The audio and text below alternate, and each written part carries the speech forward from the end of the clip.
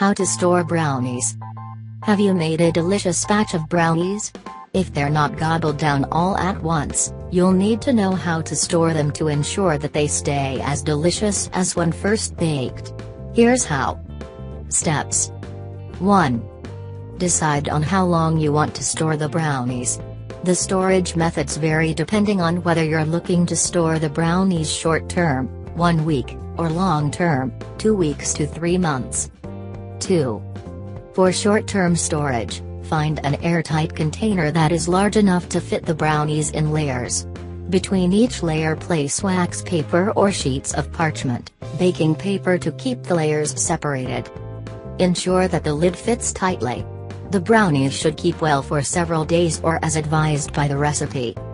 3. If you want to keep the brownies for a lot longer, they will need to be frozen. To prepare them for freezing, do the following. Wrap each individual brownie in food plastic or cling film. Place the wrapped brownies into a large freezer bag that seals shut. Place in the freezer. The brownies will now be good to freeze for up to 3 months. Thaw or microwave individual brownies at room temperature for eating. Thanks for watching. Please subscribe.